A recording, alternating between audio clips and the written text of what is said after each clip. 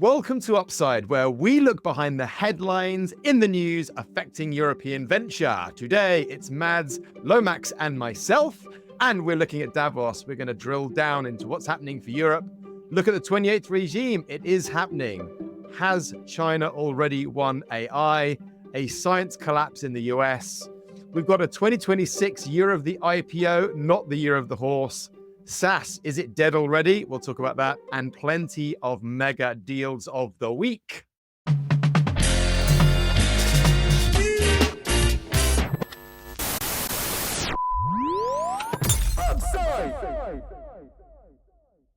Gentlemen, my lovely people, how are you today? Mads, you just flown in from sunny climes. How are you feeling? Great. I just had a great week. Met lots of interesting businesses and investors in the Gulf. Talked about investments, talked about our portfolio, lots of stuff. Synergies, and yeah, just lots of opportunity for the businesses in the region. It's a fast-growing place. So it's Wonderful, great. wonderful. Lomax, how you doing, dude? Yeah, I'm all good. Yeah, this week. You look perplexed. No, I've got a big storm coming through. So I don't know, whether it's what the sun's out now. Nazare, there's going to be 100-foot waves tomorrow. So I'm going to be driving up with the kids to Are watch, you doing a amazing. 100-foot wave? Well, I'm not doing. Tell me that we're going to see images of you surfing a 100-footer. Do people? No, like AI any generated. like any VC, I'll just be sit there, watching on the sidelines. Yeah, telling everyone else what to do, right? Sure. Exactly. Yeah. Yeah. But in all seriousness, is there a size that people just don't do? No, people want to go as big as possible. Oh my lord, for sure. They want to set records. All right. Well, listen, let's crack on. We've got a busy docket today. First up, something that I didn't tee up at the front was the fairly recent news, but this data center kerfuffle. So there is a £1 billion data center that was planned for Ivor, which is near London, and it's been stopped. The government has admitted that it made a mistake in granting the planning permission. So campaigners opposed on energy use and environmental impact and water, which we all understand, but it was all guns a-blazing. And there aren't that many of these mega projects going, and we all know that we need them. I think there's maybe another 4 or 5, including this Greystoke project. So how can they survive planning scrutiny, or are we just screwed? Mads, can you start this one off?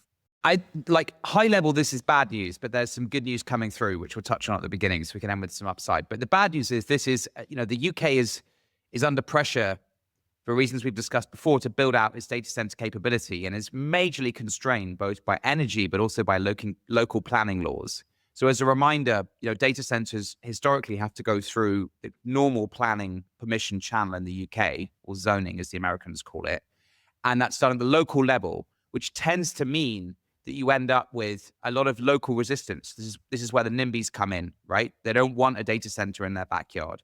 So this is just an example that came up in the headlines today, where a £1 billion data center being built just outside London, which had been initially approved after an appeal by central government. They'd actually found a way, or came up with a way, not to have a specific environmental report saying it wasn't needed. But now a judge has said that, and the government have admitted that they were wrong to make that assessment, and they now need to go back and conduct the environmental assessment.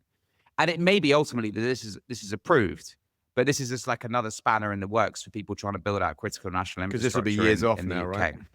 If it is approved, it'll be a massive delay, right? Yeah. Interestingly, though, I would say, so this went through, originally, the genesis of this project is it went through local planning process, right? As I said, it was turned down originally, and then the developer appealed, and it was approved. It seemed erroneously now by central government, it was approved. Now, very interestingly and excitingly, as of literally like this week or next week, data centers are now being designated as national significant infrastructure projects. The law is actually coming through, which means that if you are building a data center, you can forget about the local planning regime and go straight to central government for what's called a developmental consent order, a DCO, which will get you an expedited consent, will also help you do all the compulsory purchases of relevant land that you need, et cetera. It's a very strong instrument that the government has kind of put in place now for data centers. So this is really good news going forwards, which means that for people building data centers, this year, next year, et cetera, and they can now apply straight to central government rather than having to faff about with the local planning regime. So I Sounds think very smart. that's good news. Yeah. Does that remove the need for the environmental impact assessment? That's a good question. I don't know the answer to that. I think it will certainly make it a lot easier because a lot of this will fall at the discretion of central government, and they won't have to have all the local rules apply. We However, circumvent the bats and the newts. yeah, Is that but the even plan? DCOs it will still be subject to judicial review and everything, right? So you still, if people want to stick their oar in, they can still appeal against these things. So it's not going to be plain sailing, especially if you want to keep, London is the biggest data center market in the UK. It's like 60% of data centers. Well, in Europe, yes, true. But yeah, it's obviously in the UK too. Especially if you want to keep building data centers in and around London, you're going to have, chat reviews the whole time, which is now why people are starting to build them, and there's a big $10 billion project up in Northumberland now. Obviously one of the big, we have these now AI zones that have been launched following the Matt Clifford review last year, and those are going to be located mostly in Wales, actually, not around London, which I think is sensible, as long as you can get the power to them. But guys, they don't have to be around London, do they? They can be in non-NIMBY-esque areas. Well, which is why, no, but it's an access to power, right? And that's why I think people are thinking creatively, looking for former factories, places that actually have access to historically brownfield access to stuff. power. Yeah, makes sense. Mads, what have you got on this one? Well, I think the EIA question, the environmental impact assessment question, is important because even if you have a growth zone, if you still have to go through the EIA, and if that still becomes subject to consultation and objections, you're going to be into the same NIMBY theater. Yeah, so we've got another 10 For me, that's the years of shenanigans. essential piece. My impression was that wasn't fully solved here, but you're probably, Lomax, as our resident legal eagle, you're probably more up to speed on the peculiarities of the law. Even if you go through the DCO route, I suspect that there will still be the environmental impact assessment survey, which is always going to be a problem. So it's a huge problem. It's a huge problem because it's asking the wrong question. It's designed to decide whether to permit something. But we've already decided that we should permit these data centers. We have already decided that building stuff is essential for our economic future, and AI is essential for our economic future, and we need to build this stuff. And so putting in place an instrument that's trying to decide whether or not we should do something we already decided to do is just slowing us down. And that is exactly why we have, we're struggling to eke out 1% growth instead of 3 or 4% growth. Yeah. Now, people were very quick to attack the civil servant that made the mistake of permitting this initially and sort of saying, look, it's a logical error. But I can see why people have done it because the message from on high has been, we're going to root out all the blockers, all the people that are going to stand in the way. And so the person in question, man or woman, I don't know, thought they had found a way to bypass this EIA step. And it now turns out there's case law that prohibits this. There was a kind of a Leveling Up and Regeneration Act in 2023 that removed the power of ministers to amend the EIA regs by statutory instrument. So without going through a legislative process, making it harder. I mean, otherwise the government could just have tweaked the rules, but they can't do that anymore. So we've been tying ourselves, in knots over this stuff. And so, I mean, kind of all the commentary around the new fast tracking for data centers is good. I hope they're going to go the whole way. We need this stuff and fast. Yeah, and it's a reminder that, while we in this podcast and people we do business with are all pro data centers growth, etc. We have 3 gigawatts of data center capacity at the moment. We're trying to grow that to 8 to 9 to 10 by 2030. But there's a bunch of people who aren't interested in this, right? And they're more interested in the EIAs, the environmental impact assessments, etc. And so, unfortunately, there is a little bit of a lowest common denominator that applies here in terms of the rollout. So, the government are going to have to be really, really bold on pushing this through. Yeah, I think it's also on us to talk about a different narrative here, because I agree with you. There will always be a small proportion that are more interested in the newts than the economic prosperity of our country. But I promise you, most of the citizens in this country will be more interested in, do we have economic growth? Can we get our deficits down? Can we get our tax rates down so we can get business going again? Can we create the jobs we need? That will be the interest of the majority of people. But the problem is we've created the legislative system where it's always, as you say, the lowest common denominator and a small minority that can block things from happening. And it's just, it's poisoned for prosperity. I've got a feeling they'll find a way of pushing this through. I think it's too big an issue now. It's too big a nut to crack. No, I think they will. this I think they particular will. data center, I think, but when you read the reports, will actually end up going through. But if you lose 9 to 12 months, like think about it. You have financing lined up. You have the construct. There is like so much construction going on now in data centers. If you have your project delayed by 9 to 12 months, well, what if your contractor may go and work elsewhere? And all of this stuff, all the second, third order consequences are very, very big. But ultimately, I'm very interested to see how, now that we have this new DCO, like developmental consent order, straight to government, central government application process, fast track for data centers. I'm very excited and interested to see if that actually speeds things up. Let's hope so. I hope so. Guys, I want to talk about Davos. I was watching all the talks and all the panels, and I don't normally tune in, but Mark Carney was the chap that got me to really pay attention. I absolutely loved his speech. Did you guys see it? Did you watch the recordings? I think it was by all accounts the knockout speech of it West. was. Yeah. I think it was. I mean, watching Besson and Trump and others, and there was a lot of posturing, as you always get. There was a little bit of performative kind of gamesmanship, which of course you're going to get because you need the click rage. But Carnage, I thought, just knocked it out of the park. There were obviously more than him going on at Davos, but I thought he was just a masterclass in statespersonship, and it was just a beautiful call to action.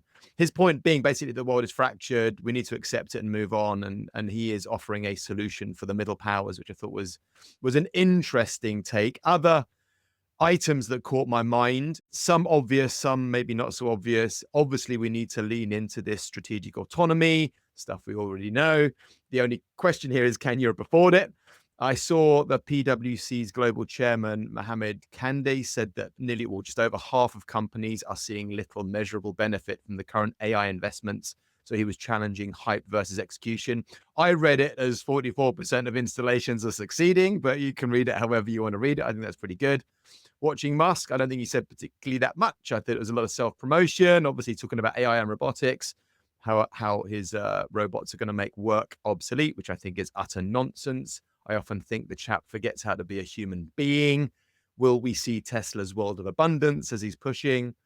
Lots of talk of human AI, human-centered approach to AI. I have no idea what that means. And the IMF is warning of any kind of correction in AI causing much more of a rift. So where should we start here? Mads, do you want to kick this one off?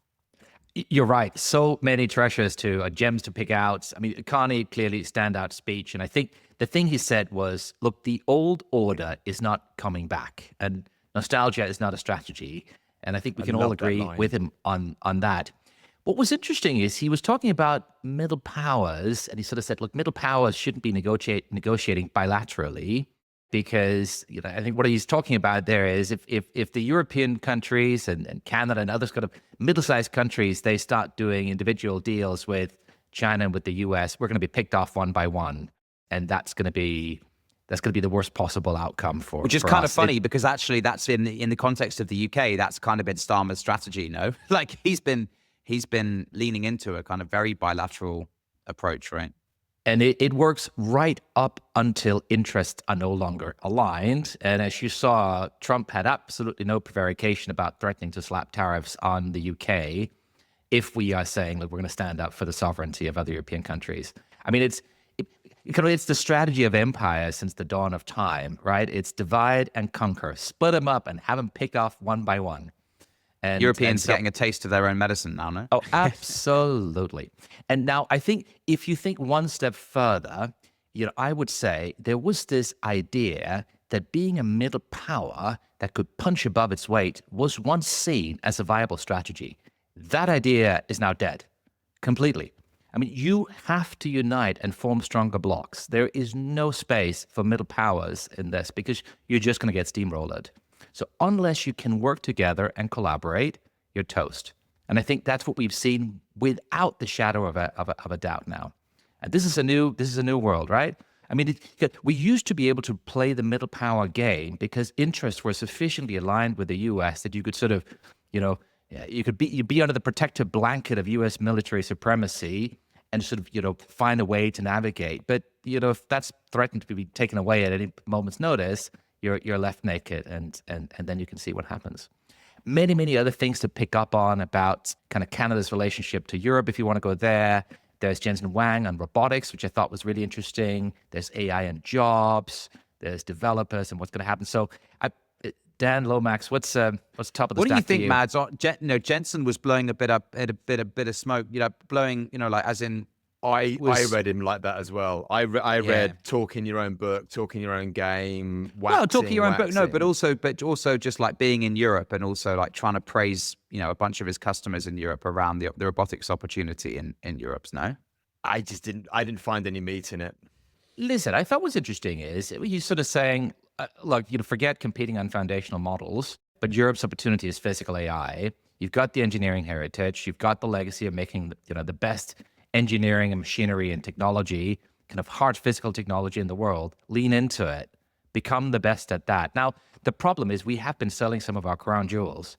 We sold KUKA to Midea in China. We sold ABB Robotics to SoftBank. So we've been selling out all these robotics companies. The ABB deal was at the end of last year as well. It's it's a recent thing. It's very, very recent.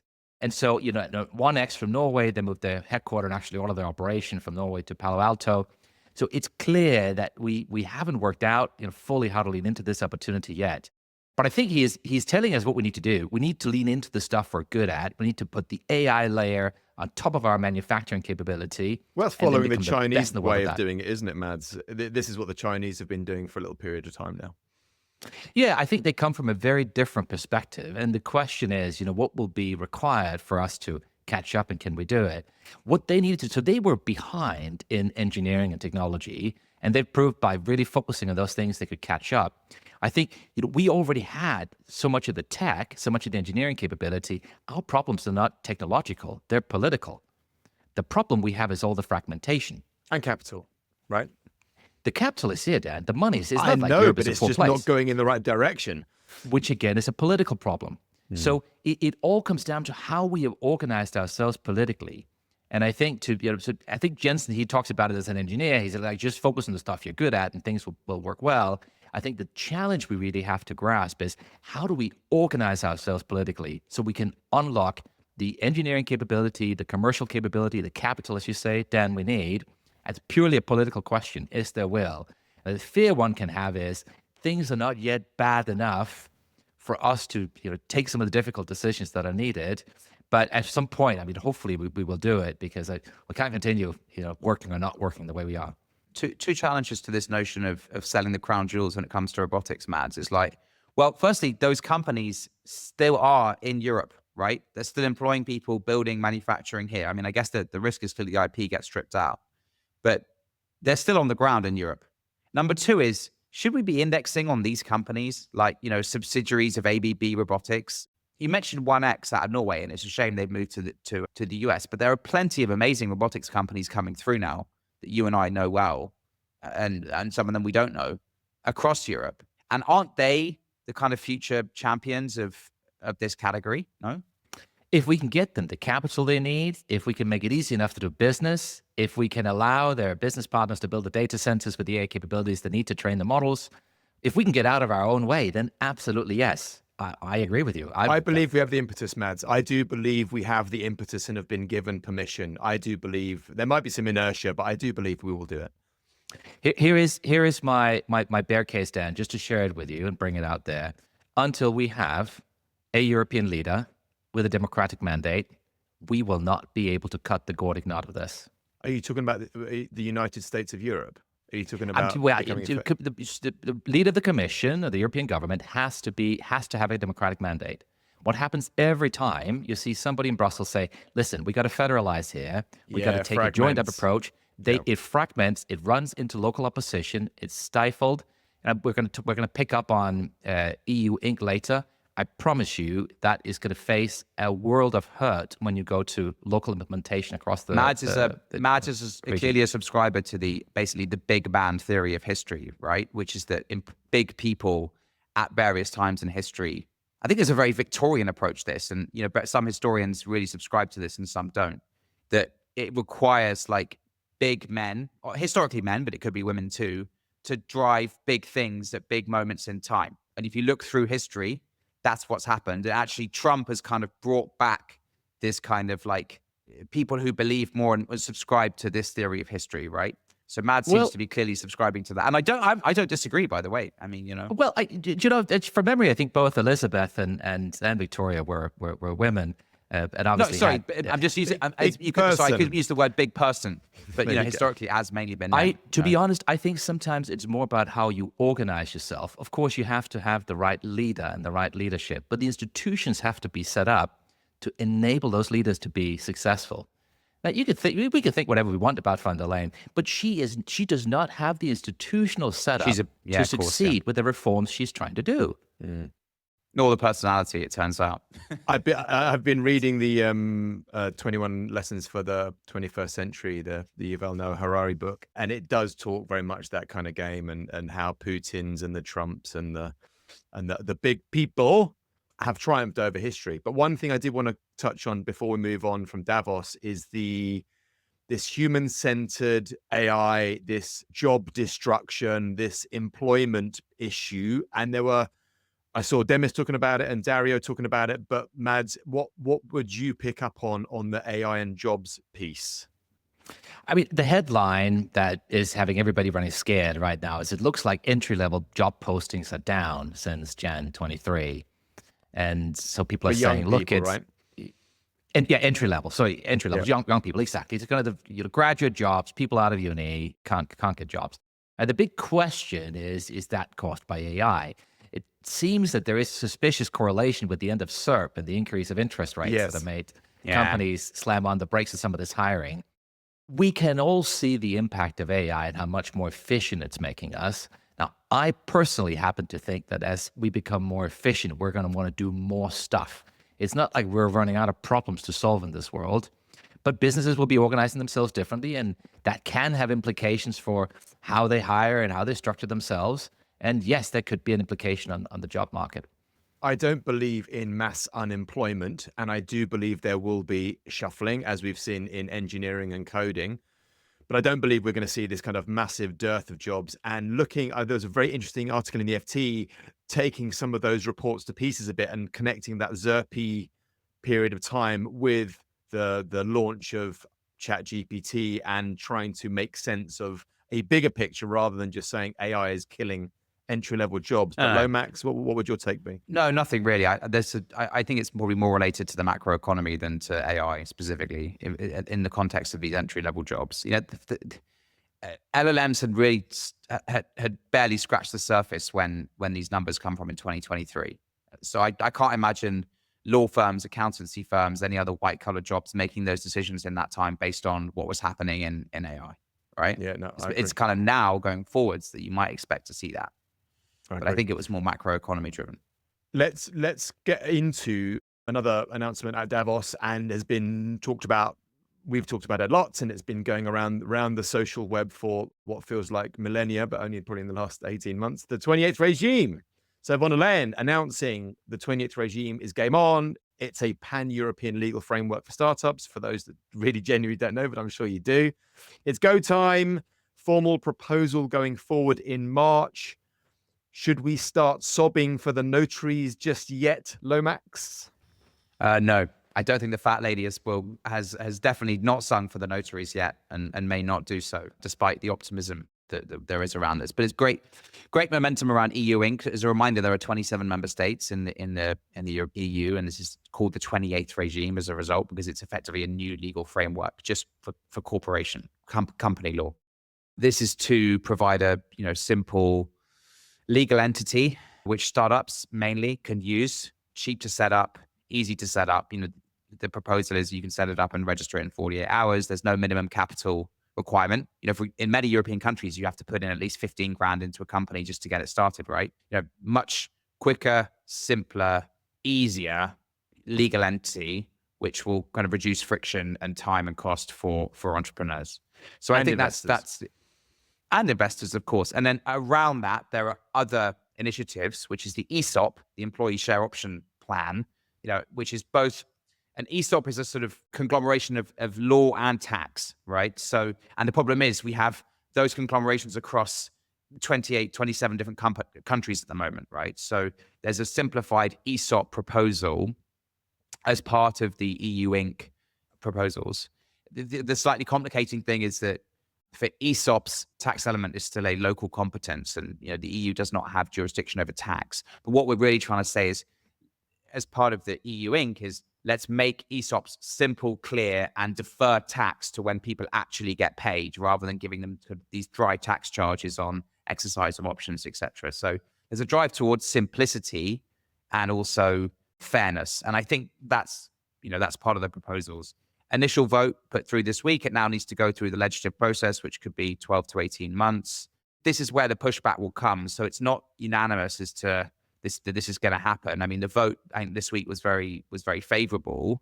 I think one of the biggest questions now is more a process point of EU law. Is, will it become either a regulation or a directive?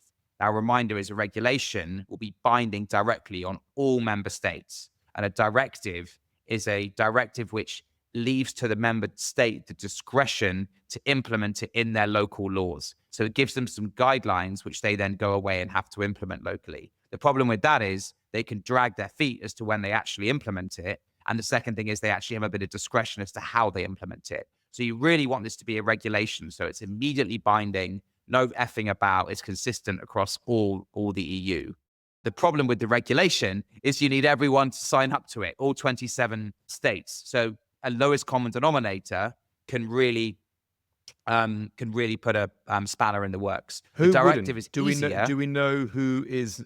Are there any countries not? I think it will be open? I don't specifically know which countries might, but it will be countries where you have a slightly more left-leaning gut position in government, because the pushback, and by the way, in the past, they've tried twice to implement a similar regime, in the 2000s, in the noughties, and then in the teens.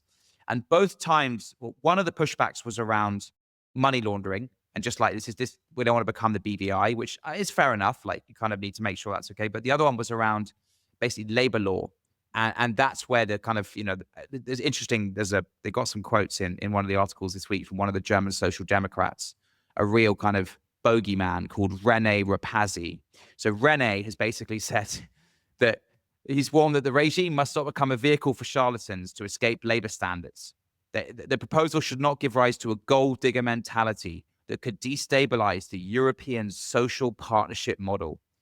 If we want to have a regulation which ends up in unanimity, we can wait for Godot, said Rapazzi. So that guy has said it's never going to happen. What does that mean? What? Well, he's basically saying we're never going to have this is a regulation because people like me are going to veto it, right? That's the problem, because they're worried about the impact on labor laws, effectively.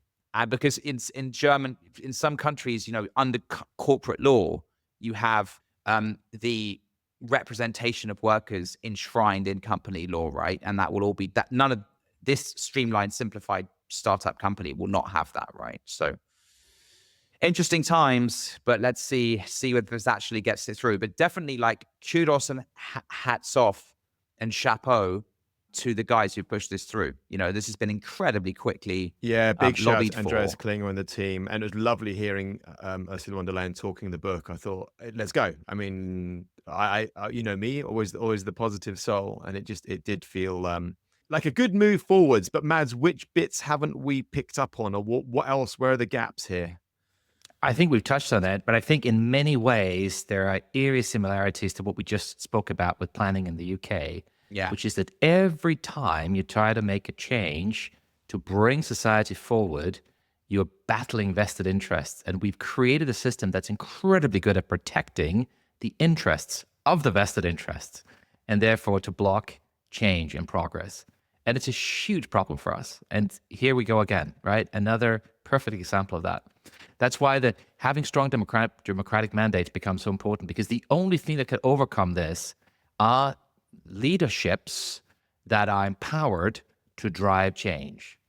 And we don't have that today. Yeah, you can't. I mean, it's just obvious to think you can't manage by such a wide committee. You can't do it. It cannot happen.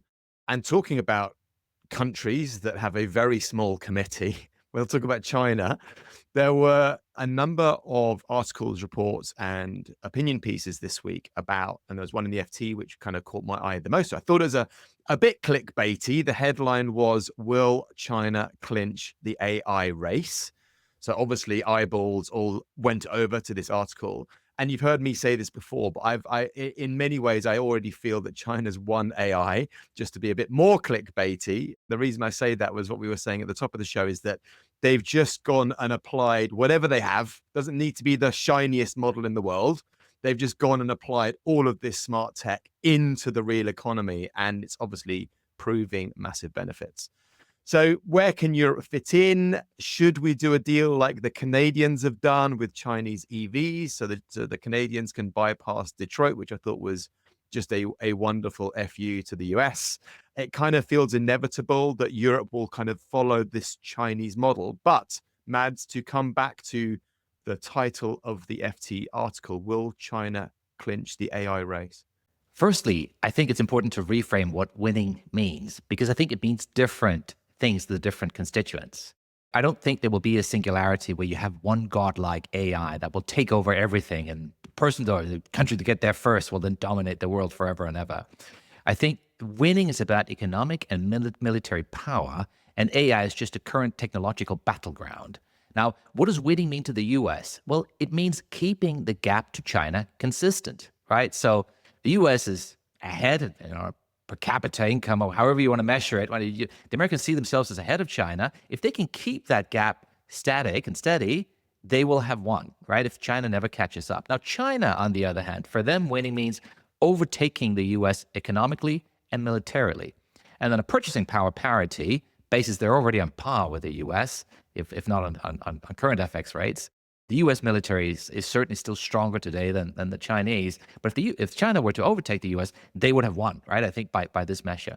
What does winning mean to Europe? Well, it means becoming a serious rival power again, and not just a bystander, not just somebody that's marginalized. So I think that would be winning to Europe. It's not necessarily about overtaking the others, but at least being relevant in terms of what happens in the world.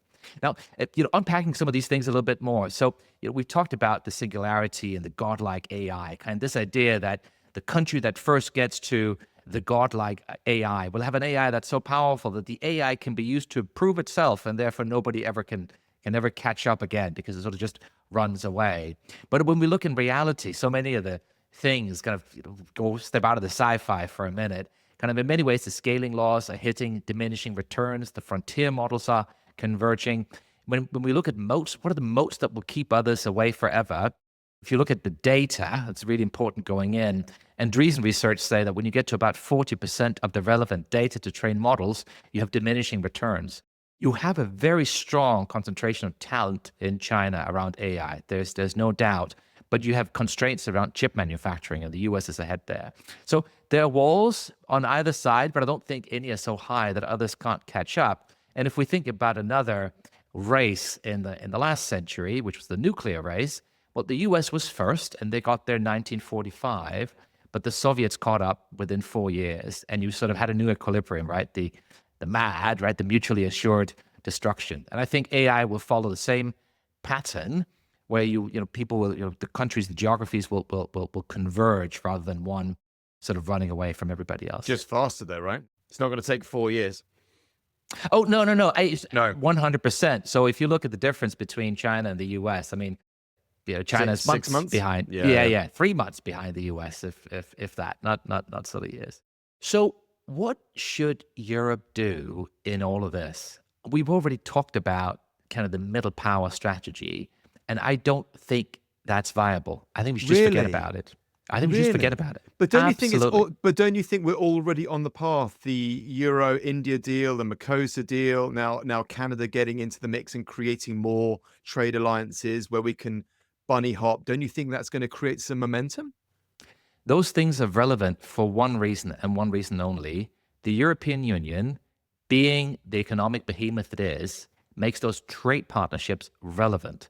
And I think unless we develop a coherent strategy to reach superpower scale in Europe, we might as well forget about it. Everything else is the path to oblivion, is the path to, well, certainly a very second-tier citizenship in the future world, in the battle for resources, in the battle for economic clout and prosperity, in the fight to protect our sovereignty, right? With others fancy taking some of our territory or likewise. We must develop those superpower capabilities. And I think we can. And the roadmap is there, right? With Draghi, he pointed out what needs to happen in terms of capital markets union, in terms of energy reform, in terms of common debt instruments. And I mentioned earlier, we need institutions that have strong democratic mandates. I think all of this stuff is possible. It requires political will. And maybe most important of all, we need to bring the UK back on the team. Otherwise it's like splitting California from the US. It just makes no sense. So we should join forces and come up with a proper strategy. I mean, that's wonderfully idealistic of you, Mads, but going to be very difficult, sadly. Well, do you know what? If you go back gentlemen. 25 years and you were sitting in China and you were saying, within a quarter of a century, we're going to rival the United States as an economic power, people might have said, that's wonderfully idealistic and optimistic of you. Yeah, Unless you have an ambitious strategy, an ambitious objective, and then a clear strategy to get there, nothing will happen. Yeah, I agree. Then it's just managed decline. I mean, look, that's the alternative. And maybe people are happy with that, but I certainly am not. I don't think we should manage ourselves into decline.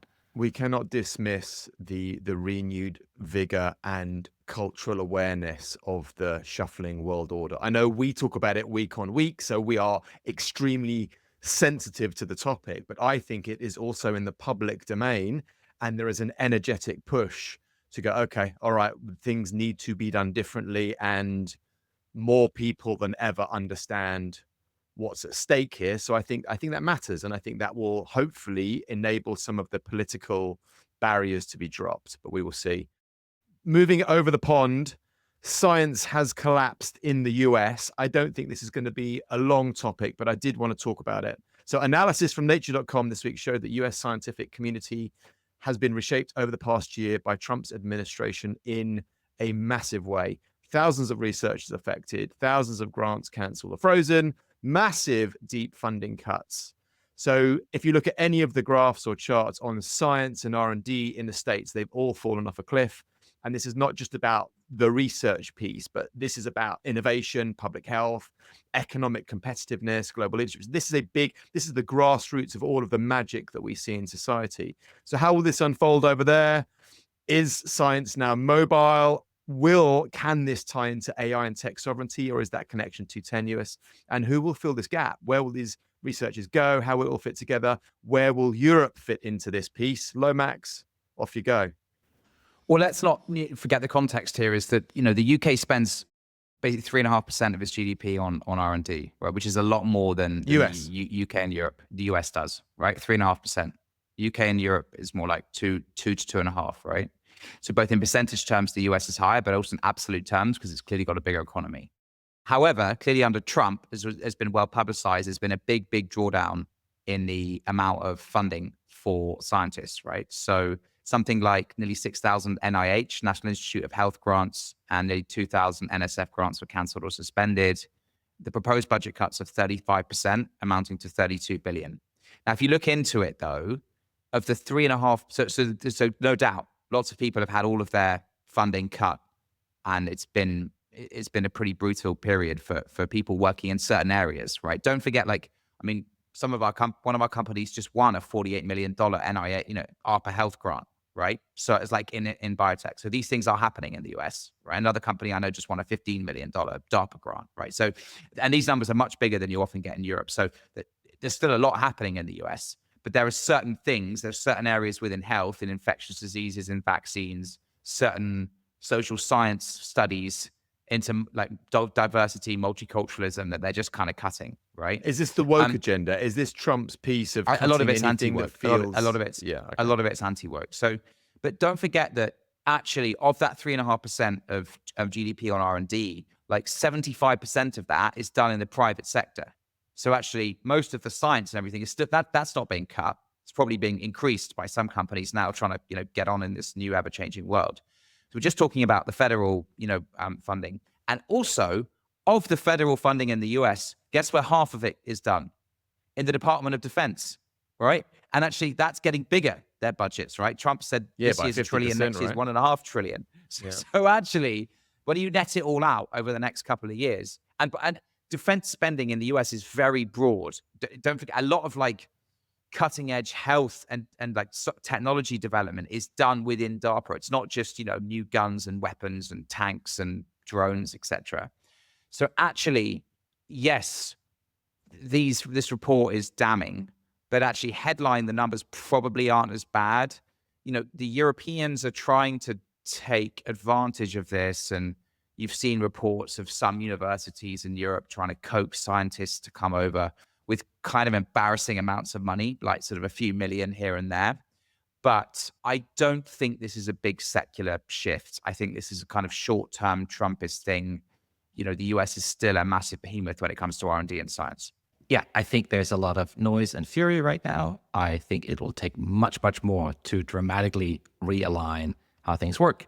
As Lomax said, so much of the US research anyway happens in large corporations, especially in tech companies that, of course, spend billions on R&D.